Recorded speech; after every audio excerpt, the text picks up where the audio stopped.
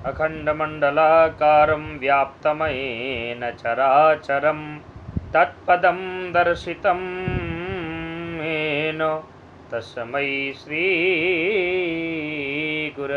नमः। आइए आज हम गुरु मंत्र जप के लिए आवश्यक विधान आप लोगों को बताने जा रहे हैं। वीडियो को अंत तक जब आप लोग देखेंगे तो अच्छी तरह से मंत्र जप का विधान, गुरु मंत्र को कैसे जपना चाहिए, क्या विधि है, वो मैं सब आपको बताऊंगा, समझाऊंगा। और हमसे जुड़ने के लिए यदि आपने हमारे चैनल को सब्सक्राइब नहीं किया है तो कर लें, और सनातन धर्म के प्रचार प्रसार में हमारा सहयोग करने के लिए हमारे वीडियो लाइक शेयर अवश्य करते रहें। आइए तो आज हम गुरु मंत्र जप के लिए आवश्यक विधान के विषय में आपको बताते हैं। गुरु पूर्णिमा का पावन पर्व है और इसमें हम विशेष आपको विधान बताने जा रहे हैं। आवश्यक है, अति आवश्यक है, जानकारी है। प्रतिदिन साधना के लिए कुछ बातें मैं आपको बताने जा रहा हूँ। आपका गुरु मंत्र आपकी पत्नी या पति, पुत्र पुत्री तक को पता नहीं चलना चाहिए। जब गोपनीय मंत्र होता है तभी वो फलित होता है। गुरु मंत्र जब दिया जाता है तो कान में दिया जाता है। गुरु मंत्र जो माइक से दिया जाता है या भीड़ भाड़ में, बहुत लंबी भीड़ है और वहाँ गुरु मंत्र दिया जाता है, वो मंत्र फलित नहीं होता। और जहाँ पर ये हो किसी भी प्रकार का कि इतना धन लेंगे तो हम गुरु मंत्र देंगे, तो समझ लीजिए वहाँ पर केवल व्यापार है, आडंबर है। गुरु और शिष्य के मध्य में किसी भी प्रकार का कोई लोभ लालच नहीं होना चाहिए। तो मैं आपको निवेदन कर रहा था कि हमारा मंत्र किसी को भी पता नहीं होना चाहिए।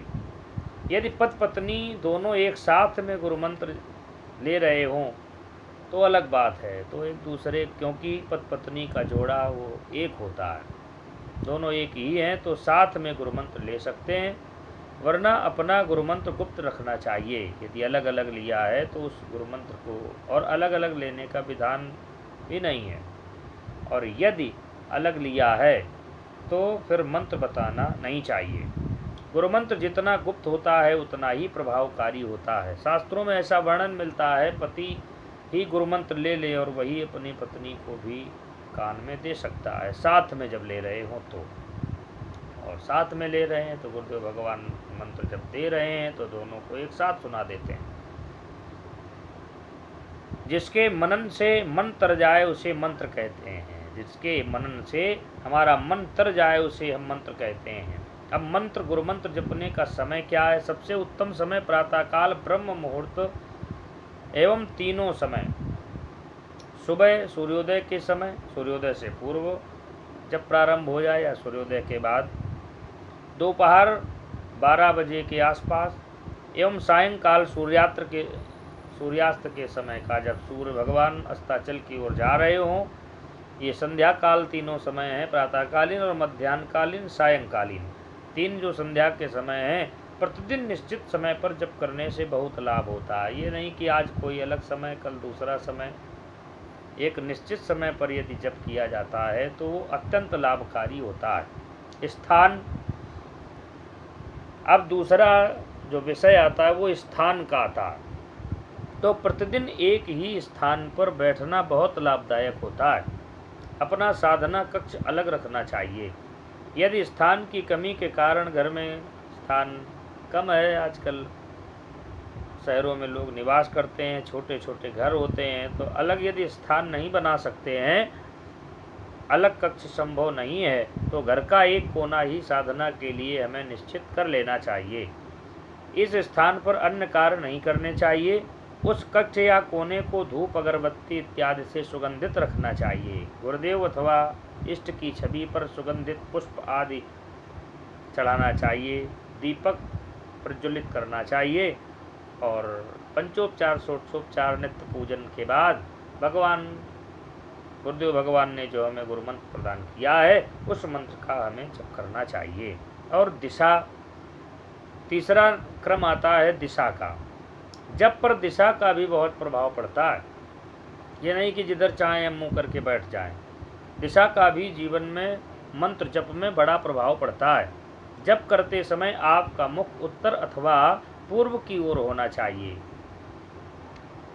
यदि उत्तर या पूर्व की ओर जब हमारा मुख होता है तो जप योग में आशातीत हमें सफलता प्राप्त होती है। जो भी हम साधना करते हैं निश्चित ही उसमें हमें सफलता प्राप्त होती है।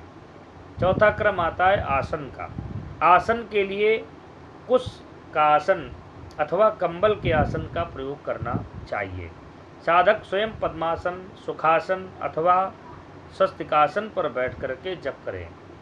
वही आसन चुनो जिसमें काफ़ी देर तक आप बैठ जाओ। ये नहीं कि पहले पद्मासन लगाया फिर सुखासन लगाया।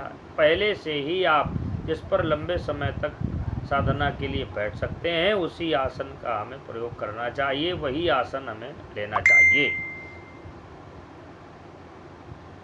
कष्ट रहित होकर के बैठना चाहिए। कष्ट बना रहा शरीर को तो फिर मन आपका वहीं बना रहेगा। पैरों में कष्ट हो रहा है तो ऐसे आसन में बैठें जिससे हमें किसी भी प्रकार का कष्ट न रहे। इस बात का ध्यान रखो कि सिर, ग्रीवा व कमर एक सीध में होने चाहिए। हमें सीधे बैठना चाहिए। ये नहीं कि खड़े खड़े जप कर रहे हैं। एक आसन लेना चाहिए। जितासनो जित श्वासो जित संगो जितेंद्रिया। भगवान की कथा और मंत्र जप आसन का भी इसमें बड़ा प्रभाव होता है। झुककर नहीं बैठना चाहिए तथा दीवाल आदि के सहारे बैठकर जप नहीं करना चाहिए। माला, पांचवा क्रम आता है माला का। मंत्र जप में माला महत्वपूर्ण है।